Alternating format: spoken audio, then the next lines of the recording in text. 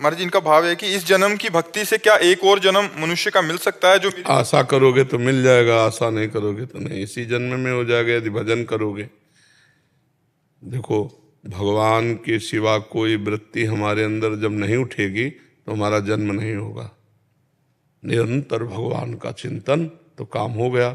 अगर वृत्ति कहीं जा रही किसी व्यक्ति पर, किसी वस्तु पर, किसी स्थान पे, और उसी समय हमारे प्राण निकल गए तो हमारा जन्म हो जाएगा।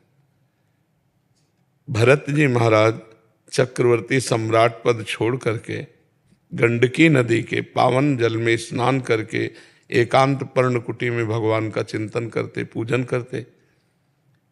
एक दिन एक गर्भवती हिरनी जल पीने के लिए, और वो जल में ही खड़े थे, तो सिंह ने दहाड़ मारी तो भयभीत होकर उसने छलांग लगाई तो उसकी योनि से उसका बच्चा जल में गिर गया।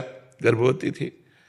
भरत जी ने देखा कि वो पार गिर करके मर गई, तो सोचा इस बच्चा तो प्रवाह में मर जाएगा, उसको उठा लिया। दया तो संत के हृदय में होती है। अब वो एकांत कुटिया में, अब वो इतने आसक्त हो गए, छोड़ देना चाहिए 2-4 दिन में, पर वो इतने आसक्त हो गए, उसे छोड़ा नहीं, तो अगला जन्म हिरण का हुआ। भरत जी का भागवत में पढ़ के देख लो। तो यदि भगवान के सिवा और किसी वस्तु, व्यक्ति, स्थान का हमारे हृदय में चिंतन होता है तो जन्म पक्का है।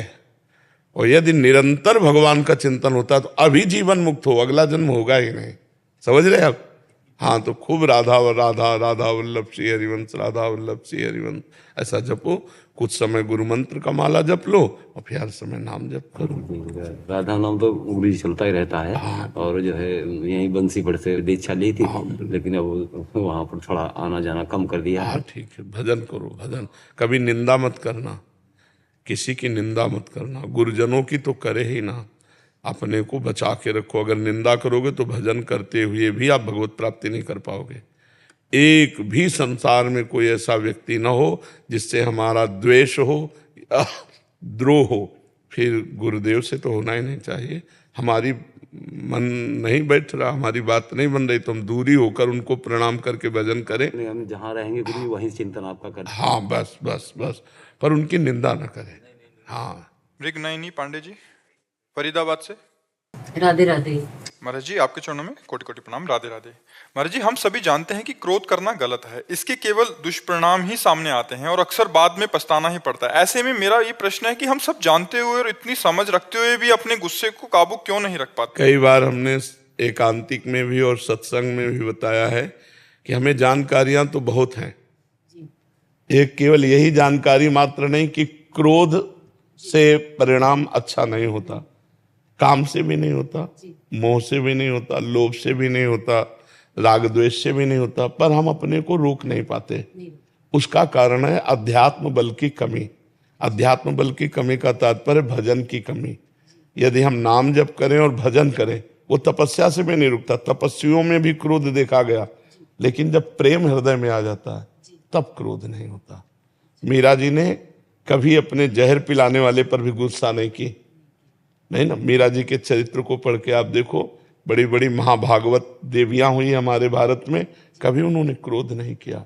क्यों? क्योंकि भजन और प्रेम में डूबी हुई। अगर उनको किसी ने मारा, उनको कष्ट दिया, तो भगवान का विधान मान के चुपचाप सह लिया, कभी पलट का जवाब नहीं दिया। सखुबाई का चरित्र देखो, बांध करके उनको पीटता था उसका पति, वो महान भक्ता थी, तो भगवान के लिए उन्होंने हर कष्ट सहे।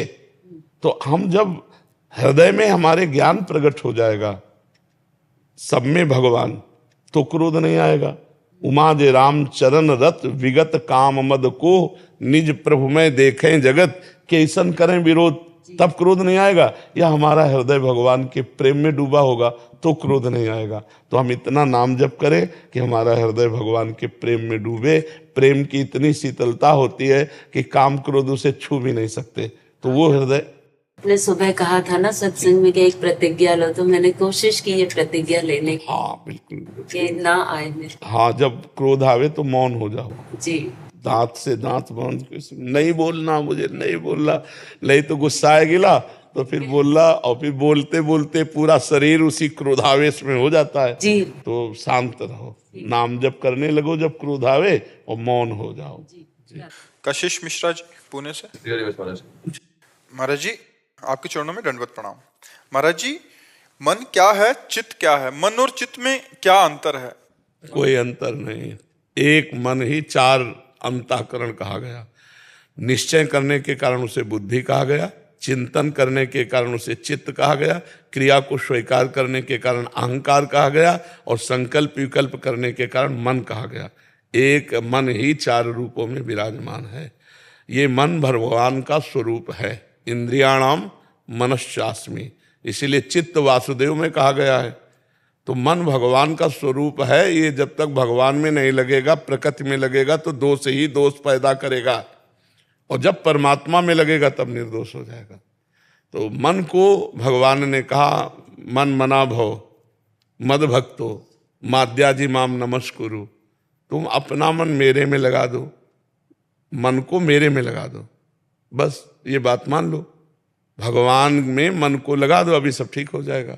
अब कोशिश तो इसी बात की साधक करता है कि मन भगवान में लगे, नहीं लगता है तो बार बार लगाने का अभ्यास करता है। तो अभ्यास से वो मन पर विजय प्राप्त कर लेता है। भोगों से वैराग्य और अभ्यास, अभ्यास और वैराग्य के द्वारा मन पर विजय प्राप्त की जाती है। और जब मन निर्विषय हो जाता है तो वही भगवान का स्वरूप है। इंद्रियाणाम मनश्चास्मि भगवान ने कहा है। समझ पा रहे आप? अरे थोड़ा हाँ, समझो, नाम जप करो, नाम जप करो, नाम से सब ठीक हो जाएगा। सुखविंदर जी फैजिल्का से। राधे राधे गुरु जी। राधे राधे महाराज जी। गुरु जी, आपके प्रवचनों से बहुत लोगों ने बुरे काम और मीट अंडा शराब छोड़ दिया है। आपका गुरु के प्रति जो प्यार है और आपका प्रचार सबको प्रभु की तरफ लेकर जा रहा है। महाराज जी, मैं आपसे प्रार्थना करना चाहता हूं कि आप एक बार श्री हरमंदिर साहिब, अमृतसर दरबार साहिब और डेरा राधा स्वामी व्यास जी पधारे महाराज जी। वृंदावन से हम कहीं जाते हैं नहीं, अखंड वृंदावन बस, कहीं नहीं। हमारे पंजाब में भी चरण डाल दो एक बार। अब वो एक सन्यास होता है, क्षेत्र सन्यास कहते हैं, कि हम वृंदावन से, नियम हो जाता है ना, तो उस नियम से युक्त है कि वृंदावन से बाहर नहीं जा सकते। जैसे आपसे लव हो गया जी, प्यार हो गया जी।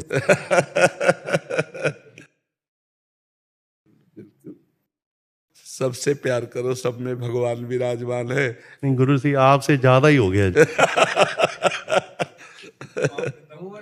गोवर्धन जी जैसे आप परिक्रमा जाते हैं जी, तो वो भी वृंदावन के अंतर्गत ही आता है? जी जी, हमारा वृंदावन 20 कोस है। गोष्ठ वृंदावन, गोपी वृंदावन, नवनिवृत्त निकुंज वृंदावन। मानो संपूर्ण 84 कोष, ऐसे ऐसे देखो, ऐसे तो हम मथुरा भी उसमें आ जाएगा, मान लेते हैं, क्योंकि 84 कोष परिक्रमा में है। तो हम जैसे जाते हैं तो बरसाने जाते हैं, नंदगांव जाते हैं, गिरिराज जी जाते हैं, इधर बंसी बट, मानसरोवर, यही हमारा घर, इतना ही जाना है। मरना मंजूर है, बाहर जाना मंजूर नहीं है।